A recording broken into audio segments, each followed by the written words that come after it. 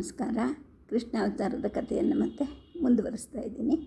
ಪಾಂಡವರನ್ನು, ಅದರಲ್ಲಿ ಮುಖ್ಯವಾಗಿ ಭೀಮನನ್ನು ಮತ್ತು ಕೃಷ್ಣ ಹಾಗೂ ಭೀಷ್ಮರನ್ನು ಇಲ್ಲದ ಹಾಗೆ ಮಾಡಬೇಕು ಅಂತ ಹೇಳಿಬಿಟ್ಟು ದುಶ್ಯಾಸನ ಮತ್ತು ಶಕುನಿ ಇವರುಗಳು ಆ ಹಸ್ತಿನಾವತಿಯ ಹತ್ತಿರ ಹರಿತಿದ್ದ ಗಂಗಾ ನದಿಯ ತೀರದಲ್ಲಿ ಒಬ್ಬ ಅಘೋರಿ ಇರ್ತಾನೆ. ಅವನ ಮೊರೆ ಹೋಗ್ತಾರೆ. ಅವನು ಏನೇನು ತಾಂತ್ರಿಕ ಪೂಜೆಗಳನ್ನು ಮಾಡ್ತಾನೆ. ಒಂದು ಎಳೆ ಮಗುವನ್ನು ಬಲಿಯನ್ನು ಕೂಡ ಕೊಡ್ತಾನೆ. ಆನಂತರ ಇವರಿಗೆ ಅಲ್ಲಿದ್ದ ಒಂದು ಕಷಾಯವನ್ನು ಕೊಟ್ಟು ಅದನ್ನು ಕುಡೀರಿ ಅಂತ ಹೇಳ್ತಾನೆ. ಇದನ್ನೆಲ್ಲ ಭೀಮ ಆ ಗುಡಿಸಲಿನ ಮರೆಯಿಂದ ನೋಡ್ತಾ ಇರ್ತಾನೆ. ಇವನಿಗೆ ತುಂಬ ಅಸಹ್ಯ ಅನಿಸುತ್ತೆ. ಆಗ ಆ ಅಘೋರಿ ಅವರನ್ನು ಕೇಳ್ತಾನೆ, ನಿಮಗೀಗ ಏನು ಅನ್ನಿಸ್ತಾ ಇದೆ ಅಂತ. ಆಗ ದುಶ್ಯಾಸನ ಹೇಳ್ತಾನೆ, ನನಗೆ ಬೆನ್ನು ಮೂಳೆಯೆಲ್ಲ ಚಳಿಯಿಂದ ನಡಗ್ತಾ ಇದೆ, ತಲೆ ತಿರುಗ್ತಿದೆ ಅಂತ. ಶಕುನಿ ಹೇಳ್ತಾನೆ, ನನಗೆ ಕಣ್ಣಿಗೆ ಕೆಂಪು ಮತ್ತು ಹಸಿರಿನ ಚಕ್ರಗಳು ಕಾಣ್ತಾ ಇವೆ ಅಂತ ಹೇಳಿಬಿಟ್ಟು. ಆಗ ಅವನು ಕೊಟ್ಟಿದ್ದಂತಹ ಕಷಾಯ ಕೆಲಸ ಮಾಡ್ತಿದೆ ಅಂತ ಅಘೋರಿಗೆ ಅನಿಸುತ್ತೆ.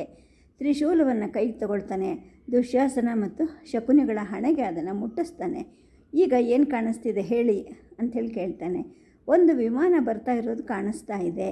ಮಹಾಮಾತೆ ದುರ್ಗೆ ಹತ್ತಿರಕ್ಕೆ ಅದು ನಮ್ಮನ್ನು ಕರ್ಕೊಂಡು ಹೋಗುತ್ತೆ ಅಂಥೇಳ್ಬಿಟ್ಟು ಶಕುನಿ ಮತ್ತು ದುಶ್ಯಾಸನ ಹೇಳ್ತಾರೆ. ಆಗ ಕಣ್ಣನ್ನು ಅಗಲವಾಗಿ ತೆಗೆದು ದುಶ್ಯಾಸನ ಮತ್ತು ಶಕುನಿ ಇಬ್ಬರು ಮತ್ತೆ ಮುಂದುವರಿಸ್ತಾರೆ. ಬಂತು ವಿಮಾನ ಬಂತು ಅಂತ. ಅವರು ಎದುರಿಗೆ ಕೂತಿದ್ರೂ ಕೂಡ ಅವರ ಧ್ವನಿ ಎಲ್ಲೋ ದೂರದ ಗವಿಯಿಂದ ಬಂದ ಹಾಗೆ ಕ್ಷೀಣವಾಗಿರುತ್ತೆ. ಆಗ ಆ ಅಘೋರಿ ಹೇಳ್ತಾನೆ, ಅದರಲ್ಲಿ ಕೂತ್ಕೊಳ್ಳಿ ನೀವು, ದುರ್ಗಾಮಾತೆಯ ಪಾದಾರವಿಂದಕ್ಕೆ ಅದು ಹೋಗುತ್ತೆ. ನಿಮ್ಮ ಹೃದಯದ ಪ್ರಾರ್ಥನೆಯನ್ನು ಹೇಳಿ ಆಕೆಗೆ ಅಂತ ಹೇಳಿಬಿಟ್ಟು ತ್ರಿಶೂಲವನ್ನು ತಿರುಗಿಸ್ತಾ ಅಘೋರಿ ಹೇಳ್ತಾನೆ.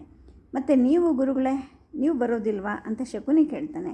ನಾನು ನಿಮ್ಮ ಜೊತೆ ಬರ್ತೀನಿ, ಆದರೆ ಬೇರೆ ವಿಮಾನದಲ್ಲಿ. ಹೀಗೆ ಹೇಳಿಬಿಟ್ಟು ಅಘೋರಿ ಅಗ್ನಿಕುಂಡಕ್ಕೆ ಮತ್ತಷ್ಟು ಸೌತೆಗಳನ್ನು ಹಾಕ್ತಾನೆ.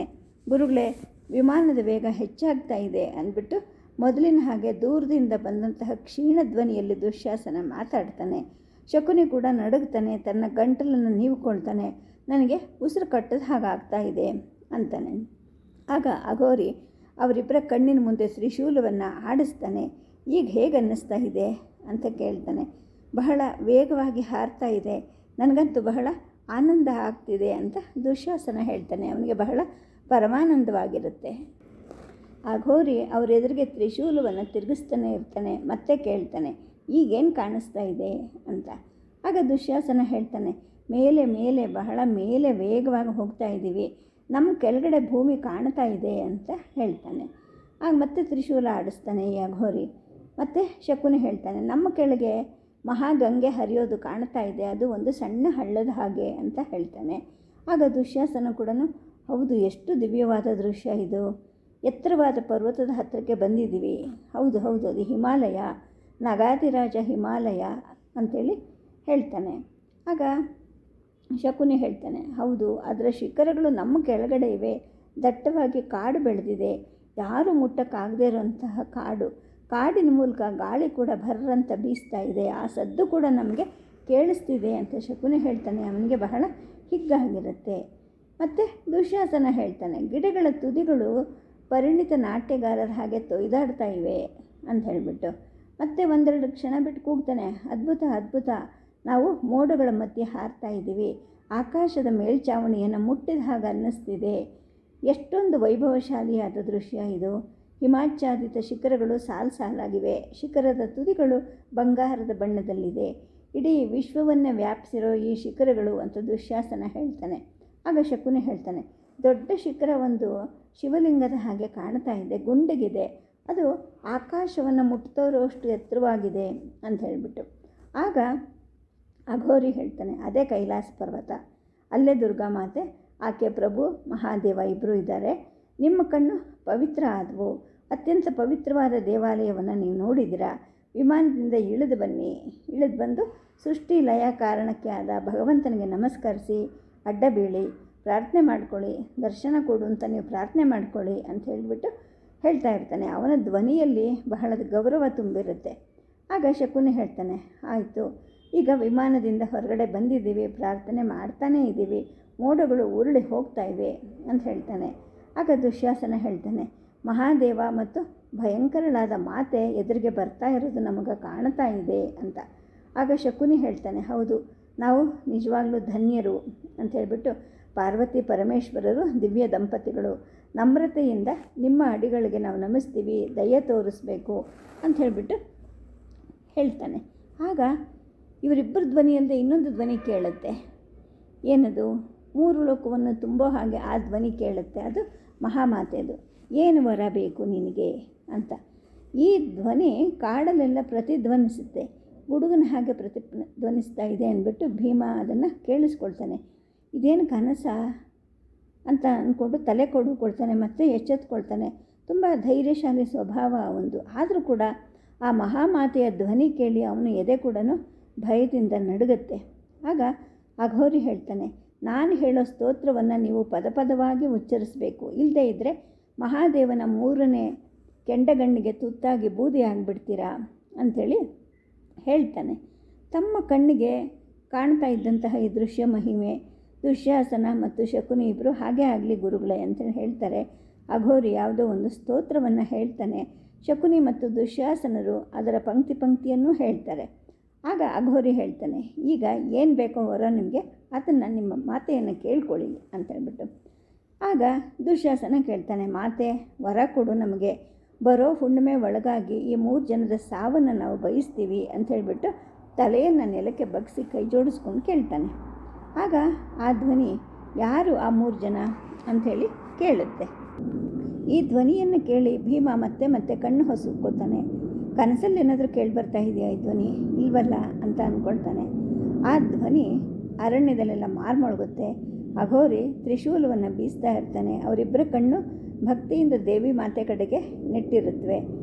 ಆಗ ಗಾಂಗೇಯ ಶಾಂತನು ಚಕ್ರವರ್ತಿಯ ಮಗ, ಸಾಧಾರಣವಾಗಿ ಭೀಷ್ಮ ಅಂತಾರೆ, ಆತ ಸಾಯಬೇಕು ಅಂತ ಹೇಳ್ಬಿಟ್ಟು ದುಶ್ಯಾಸನ ಹೇಳ್ತಾನೆ.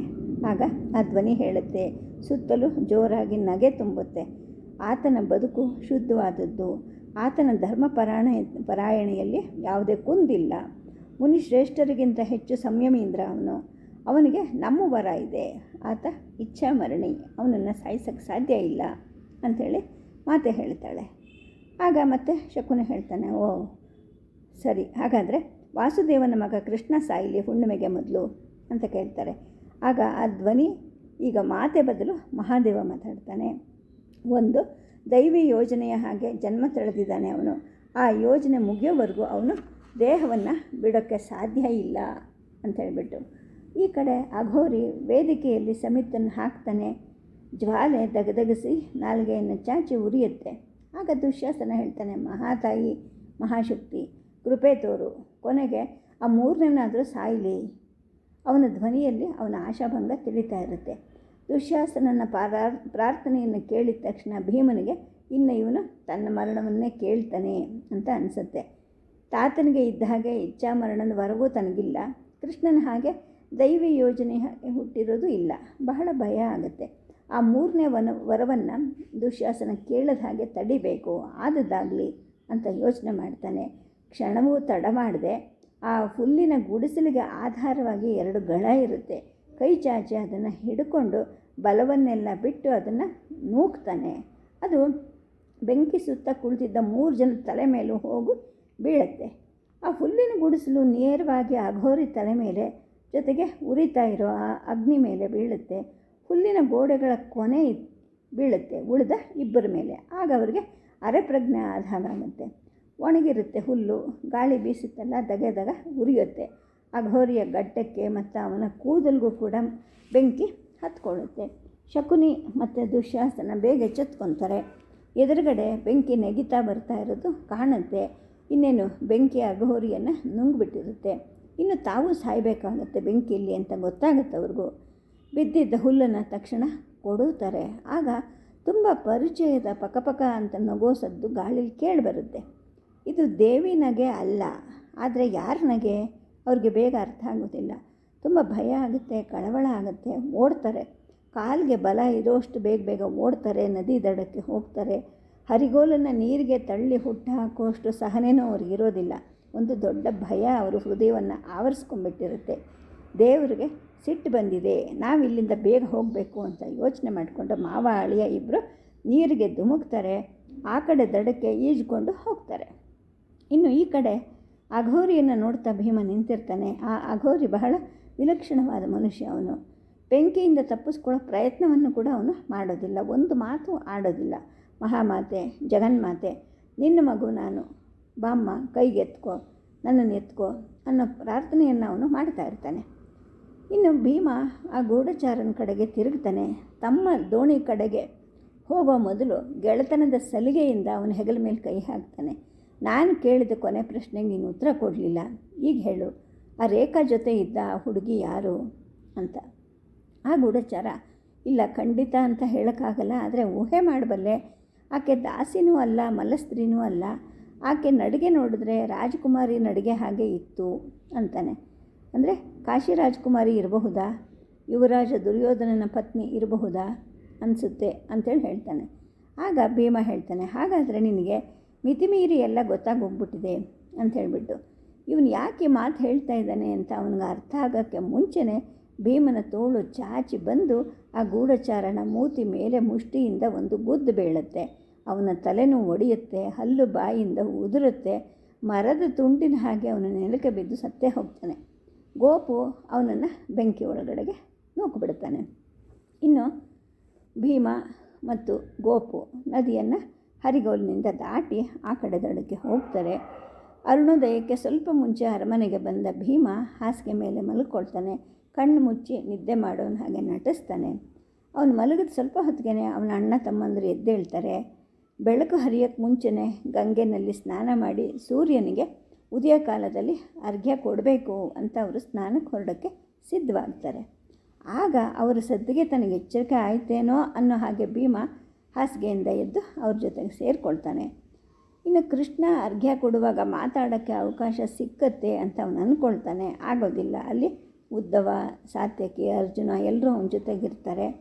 ಗಂಗಾ ನದಿಯಲ್ಲಿ ಸೊಂಟದವರೆಗೂ ಬರೋ ನೀರಲ್ಲಿ ನಿಂತ್ಕೊಂಡು ಸಂಧ್ಯಾವಂದನೆಯನ್ನು ಮಾಡ್ತಾ ಸೂರ್ಯನಿಗೆ ಎಲ್ಲರೂ ಅರ್ಘ್ಯ ಕೊಡ್ತಾ ಇರಬೇಕಾದ್ರೆ ಸ್ನಾನ ಮಾಡ್ತಾ ಇದ್ದವರೆಲ್ಲ ಕೃಷ್ಣನ ಹತ್ತಿರಕ್ಕೆ ಬಂದು ಸೇರಿಕೊಳ್ತಾರೆ. ಅವನನ್ನು ದರ್ಶನ ಮಾಡಬೇಕು ಅಂತ ಹೇಳಿಬಿಟ್ಟು ಎಲ್ಲರೂ ಕಾಯ್ತಾ ನಿಂತಿರ್ತಾರೆ. ಇನ್ನು ಸ್ನಾನಗಳೆಲ್ಲ ಮುಗಿಯುತ್ತೆ. ಕೃಷ್ಣನ ಬಿಡಾರಕ್ಕೆ ಅಂತ ಹೇಳಿಬಿಟ್ಟು ಅವನ ಜೊತೆಯಲ್ಲೇ ಭೀಮನು ಹೊರಡ್ತಾನೆ.